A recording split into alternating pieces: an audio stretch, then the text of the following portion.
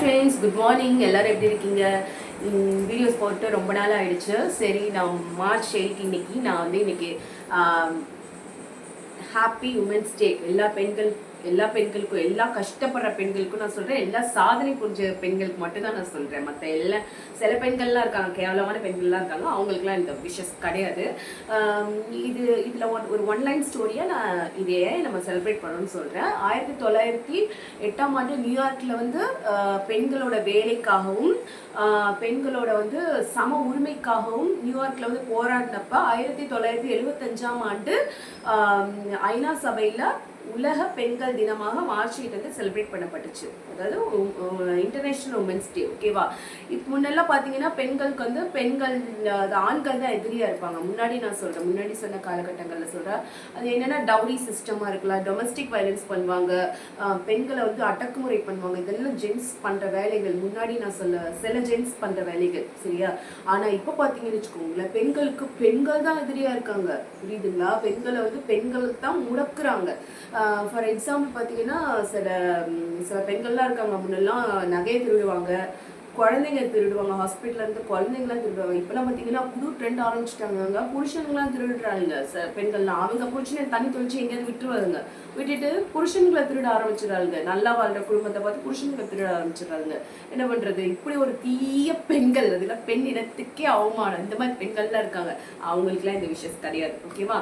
அதாவது இந்த விஷஸ் யார் யாருக்குன்னா, வீட்டில் சும்மாவே இருந்தால் கூட அவங்க ஹஸ்பண்ட் வேலைக்கு போயிடுவாங்க, பசங்களை வந்து ஸ்கூலுக்கு அனுப்புவாங்க. இந்த மாதிரி ஒரு பெண்கள்லாம் இருப்பாங்க. அவங்களுக்கு எந்த ஒரு கோல் இல்லைன்னு அவங்களுக்கு சொல்ல முடியாது. அவங்க கிச்சனுக்குள்ளே இருந்தால் நான் ஃபுல்லாக இருப்பாங்க. ஆனால் அவங்களோட கோல் என்னவா இருக்கும்? அவங்களுக்கும் நல்லா படிச்சிருப்பாங்க, அவங்களும் வேலைக்கு போகணும்னு ஆசைப்பட்டிருப்பாங்க. ஆனால் அதெல்லாம் சாக்ரிஃபைஸ் பண்ணிட்டு சில பெண்கள் இருக்காங்கல்ல, அவங்களுக்கு என்னோட விஷஸ். அவங்க சாதிச்ச பெண்களுக்கும் தன்னை தானே சாக்ரிஃபைஸ் பண்ணி குடும்பத்துக்காக சாக்ரிஃபைஸ் பண்ண பெண்களுக்கும் என்னோட இந்த உமன்ஸ் டே வாழ்த்துக்களை நான் சொல்லிக்கிறேன். இன்னொன்று என்னென்னா, அவங்க வந்து சில ரொட்டீன் ஃபாலோ அவங்க ரொம்ப வருஷமாக அதே ரொட்டீன் ஃபாலோ பண்ணி அவங்களுக்கு ரொம்ப போர் அடிச்சிடும். அதாவது வீட்டிலே இருக்க பெண்களுக்கு வந்து போர் அடிச்சிடும். அவங்கெல்லாம் நீங்கள் வேலைக்கு போகிறதுனா போங்க, ஃபஸ்ட்டு ஸ்டெப் வாழ்க்கையில் எடுத்து வைங்க. வீட்டில் இதுதான் வாழ்க்கை நினச்சிடாதீங்க. புருஷனுக்காகவும் பிள்ளைங்களுக்காகவும் தான் வாழ்றதுன்னு வாழ்க்கை நினச்சிடாதீங்க.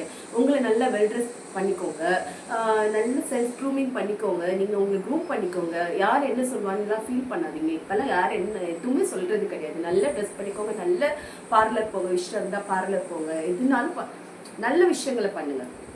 இன்னொன்று என்னென்னா, நான் கூட இத்தனை வருஷம் அப்படி தான் இருந்தேன் என்னோட பசங்களுக்காக. என் பசங்க வந்து இப்போ தன்னைத்தானே பார்த்துக்கிற அளவுக்கு ஓரளவு வந்துட்டாங்க. இப்போ தான் நானும் வாழ்க்கையில் ஃபஸ்ட்டு ஸ்டெப் எடுத்து வச்சேன். அந்த தைரியத்தில் தான் பேசுகிறேன். உங்களுக்கு ஒரு விஷயம் சொல்கிறேன். ஃபஸ்ட்டு ஸ்டெப் எடுத்து வச்சப்போ ஒரு 1.5 மாதம் சூப்பராக இருந்துச்சு வேலை.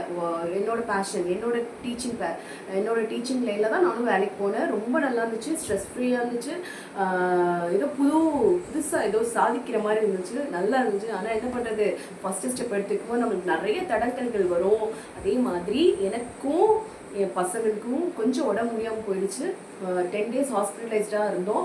10 நாள் கஷ்டப்பட்டோம். இருந்தாலும் இப்போ கொஞ்சம் பரவாயில்ல, நாங்கள் வெளியில் வந்திருக்கோம். இருந்தாலும் நான் என்னோடய ஜாபை ரிசைன் பண்ணிட்டேன். இப்போது மறுபடியும் இன்னொரு ஜாபுக்கு நான் போவேன், கண்டிப்பாக போவேன். ஏன்னா இது நிறைய தடங்கள் வந்து வரும். ஒரு நல்ல விஷயம் பண்ணும்போது நிறைய தடங்கல்கள் வரும். நம்ம அதுலேருந்து சாதிச்சு வெளில வர்றது தான் சாதனை பெண்கள். ஓகேவா? சொன்ன சில ஜென்மங்கள்லாம் இருக்குது, அதுங்கெல்லாம் என்ன கேட்டகரின்னு நமக்கு தெரியாது.